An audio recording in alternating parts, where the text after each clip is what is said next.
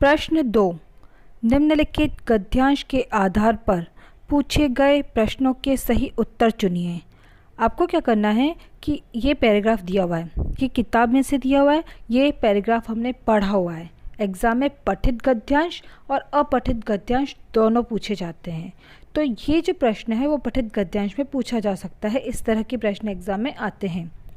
तो आपने पूरा पाठ पढ़ा है, इसलिए मैं इस पैराग्राफ को अभी रीड नहीं करूँगी, आपको केवल क्वेश्चन आंसर करवाऊंगी। तो सबसे पहले हम इसका प्रश्न देखते हैं। आपको पैराग्राफ को पहले ध्यान से पढ़ना है, उसके बाद स्वयं उत्तर ढूंढना है, ठीक है। पहला प्रश्न है, किसकी कीमत की बात की गई है? तो यहाँ पर राखी की कीमत की बात की गई है या युद्ध की? तो इसका सही उत्तर है राखी की। दूसरा है, मेवाड़ की रानी ने किसे भाई बनाया? किसे भाई बनाया था? हुमायूं को। रानी किससे मेवाड़ की रक्षा करना चाह रही है?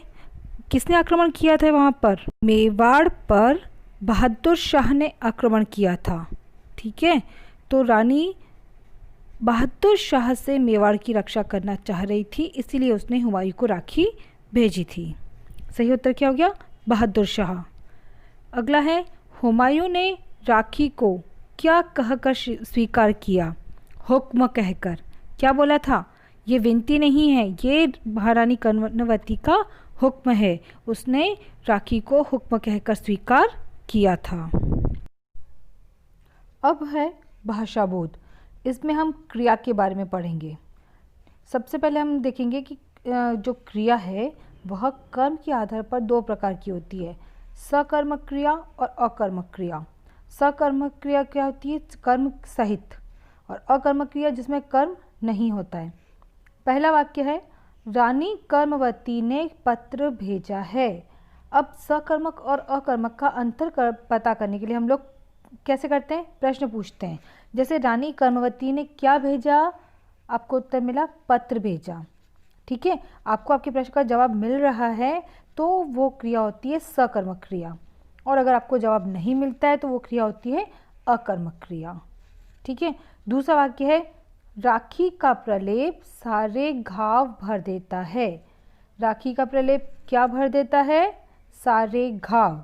तो इसलिए कौन सी क्रिया हो गई? सकर्मक क्रिया। इसके बाद है, हुमायूं तंबू में बैठा था। हुमायूं कहाँ बैठा था? तंबू में। आपको उत्तर मिल रहा है, तो ये भी कौन सी क्रिया हो गई? सकर्मक क्रिया। अगला है, दूत लौट आया। दूत लौट आया, कहाँ लौट आया? नहीं दिया हुआ, इसमें नहीं पता कि दूत कहाँ लौट गया, तो नहीं मालूम है, हमें हमारे प्रश्न का जवाब नहीं मिलता है, तो ये कौन सी क्रिया हो गई?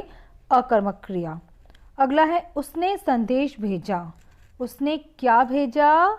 संदेश भेजा, इसलिए कौन सी क्रिया हो गई? सकर्मक क्रिया। अगला है, निम्नलिखित प्रश्नों से वाक्य बनाइए। ये प्रश्न स्वयं आप खुद करेंगे। एक बता रही हूँ मैं आपको, घृणा। जैसे मुझे झूठ बोलने वाले व्यक्तियों से घृणा है, इस तरह से बाकी सारे वाक्य वो आप स्वयं बनाएंगे।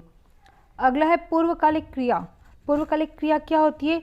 एक काम समाप्त होने के बाद, यानी एक क्रिया के समाप्त होने के बाद दूसरी क्रिया प्रारंभ होती है।